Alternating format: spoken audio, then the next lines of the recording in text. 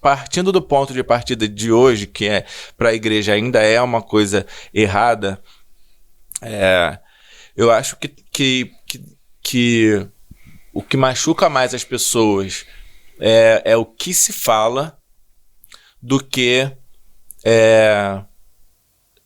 a forma como se fala do que o que se fala. Por exemplo, a gente teve um caso na mídia recentemente da questão da Bruna Carla, né?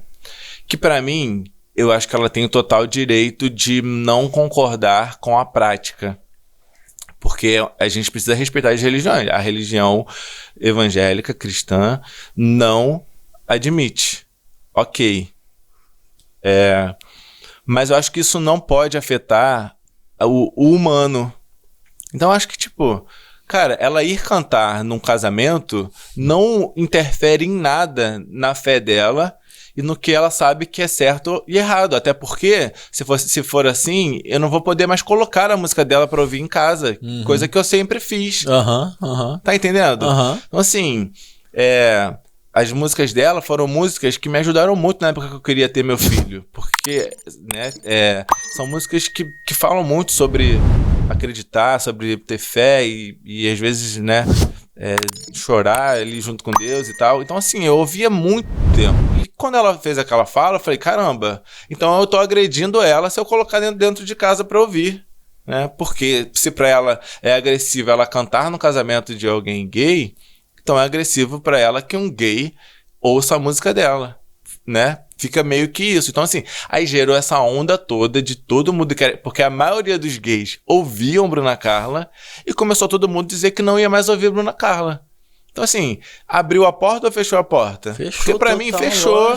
Lógico. Porque se a gente prega que a fé vem pelo ouvir, se a gente cria formas da pessoa parar de te ouvir, você tá impedindo, tá distanciando ela dela ter fé. Tá entendendo? Então, assim, tem muita gente que nunca teve contato com o evangelho.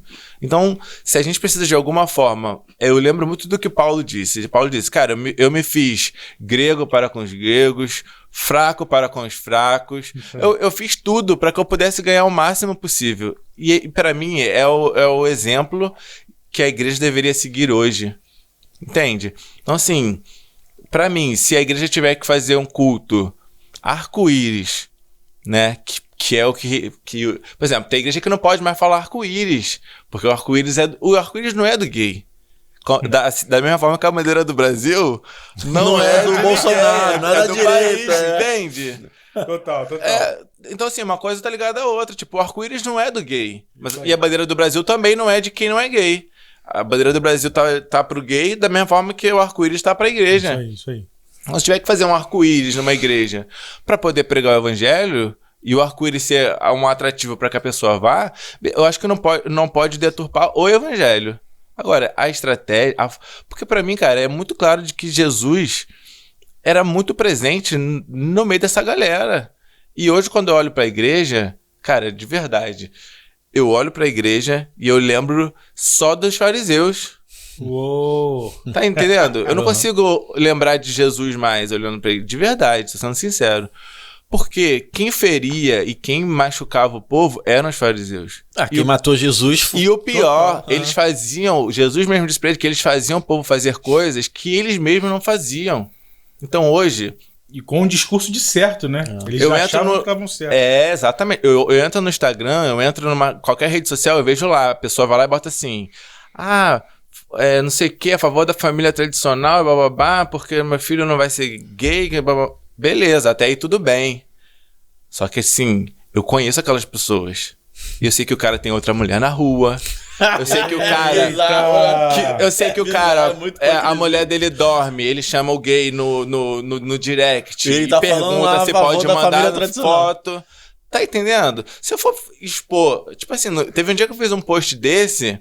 Quando eu fui ver, tinha um monte de gente que tinha bloqueado, assim, acharam que eu ia até expor. Jamais, não faz parte do meu canal. Pelo amor de Deus! Calma aí! Não faz parte do meu caráter esse tipo de ação. Mas ia ser bom. Jamais, né? Tem um jogador, também não vou falar o nome dele não, mas eu vi no Twitter isso, né? Uma menina explanou ele, né, cara? É um jogador famosinho aí, porque ele botou no Twitter assim, a favor da família tradicional, por isso meu voto é 22. Aí veio uma menina, você é a favor da família tradicional e a foto que eu te mandei ontem? Exatamente. Isso é da família tradicional? Você não é casado? Faz parte? Tem muito isso, entendeu? Agora... Ai, meu Deus. Óbvio que eu tenho amigos, né? Como eu falei pra vocês. Tem, por exemplo, a Leile. Não sei se é da época de vocês. A Leile, ela é do Ministério Doce Amor. Ela lançou um CD Doce Amor. Hoje eles têm uma igreja Reviver em Florianópolis. Cara, é uma pessoa que eu conheço desde lá de 2005.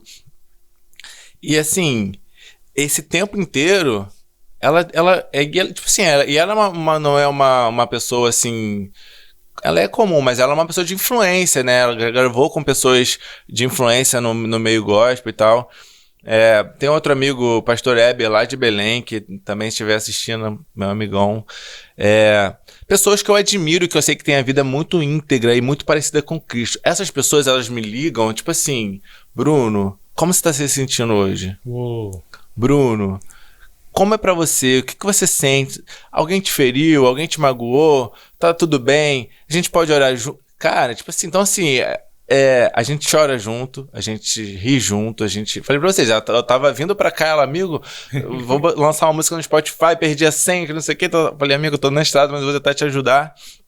Então assim, são pessoas que pra mim continuam sendo, tipo, sabe aquela história de, tipo, ainda existem 7 mil que não se dobraram? Uhum. Então pra mim essas pessoas ainda são as pessoas que fazem a gente olhar pra igreja e acreditar na igreja. Amém, né? Porque eu acho que a grande massa tá fazendo a gente desacreditar da igreja, né? E eu quando eu digo a gente, não digo nem eu, porque eu sei quem Deus é. Eu sei que existem pessoas íntegras, mas as pessoas que não conhecem, elas, a voz da igreja que deveria estar sendo ouvida por elas não querem ouvir mais essa voz. Porque para elas essa voz virou uma voz que não é mais uma voz para ser ouvida. E eu acho que o propósito de Deus na igreja é que a igreja fosse a voz de Deus na terra.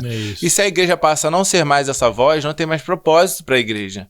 Vai virar só uma instituição que gera dinheiro, que gera glamour, que gera um monte de coisa, que uma pessoa mata o marido, né? Supostamente mata o marido em nome de manter uma autoimagem, né? Que foi o caso aí que ficou midiático da Flor de Lis, assim.